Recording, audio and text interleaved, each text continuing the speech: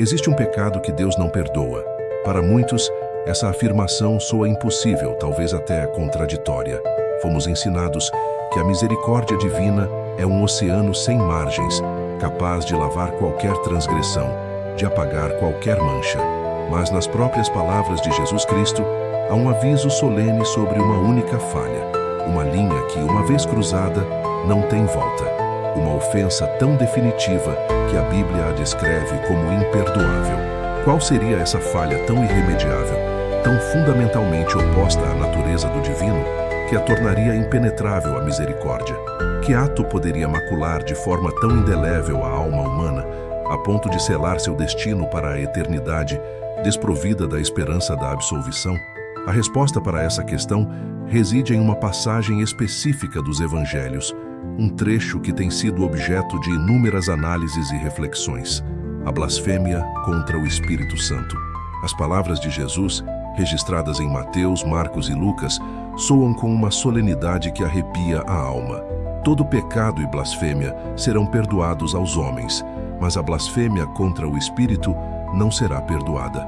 A princípio, essa afirmação pode soar paradoxal, quase contraditória com a mensagem central de amor e perdão que permeia os ensinamentos de Cristo. Se Deus é infinitamente misericordioso, como pode haver um limite para essa misericórdia? O que torna esse pecado em particular tão singularmente grave? Para compreender a profundidade dessa declaração, é crucial entender a natureza e o papel do Espírito Santo dentro da teologia cristã. O Espírito Santo não é apenas uma força impessoal, mas a terceira pessoa da Santíssima Trindade, o próprio Deus em ação no mundo e na vida dos cristãos. Ele é a fonte da verdade, o agente da regeneração, aquele que convence o mundo do pecado, da justiça e do juízo. É através do Espírito Santo que a fé é despertada, que a compreensão das Escrituras é iluminada e que a presença divina se torna palpável no coração humano. Ele é o elo vital entre o homem e Deus, o canal da graça e do perdão.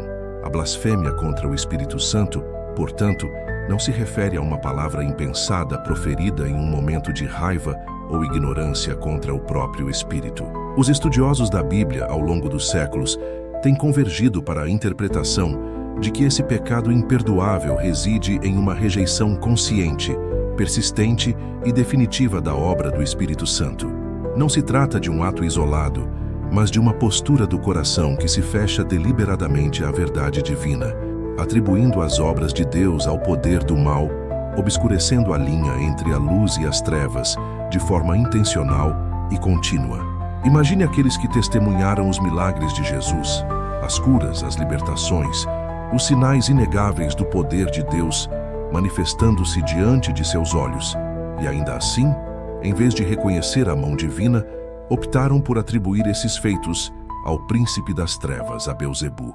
Essa foi a blasfêmia que Jesus confrontou em seu tempo, uma negação obstinada da verdade, uma escolha consciente de fechar os olhos à evidência da ação do Espírito Santo. Assim, o pecado imperdoável não é um erro momentâneo, mas um estado contínuo de endurecimento do coração, uma recusa teimosa em reconhecer a voz de Deus e em aceitar a salvação oferecida através de Cristo. É o ato de caluniar a própria fonte da verdade e do perdão, de rejeitar a única força capaz de nos conduzir ao arrependimento e à reconciliação com o Pai. É importante ressaltar que o medo de ter cometido esse pecado geralmente surge em corações contritos, em pessoas que se preocupam com sua relação com Deus. A própria ansiedade e o desejo de buscar o perdão são, paradoxalmente, sinais de que o coração ainda está sensível à ação do Espírito Santo, indicando que a linha da blasfêmia, essa rejeição final e consciente, provavelmente não foi cruzada. Portanto, a mensagem central não é de desespero, mas de um solene alerta sobre a importância de manter o coração aberto à ação transformadora do Espírito Santo, de não endurecermos nossa cerviz diante da verdade, de não atribuirmos o bem ao mal por conveniência ou por cegueira. O perdão está abundantemente disponível para todos os que se aproximam de Deus com um coração sincero e contrito. A exceção aterradora e única reside naqueles que escolhem, de forma definitiva, virar as costas para a própria essência da graça divina.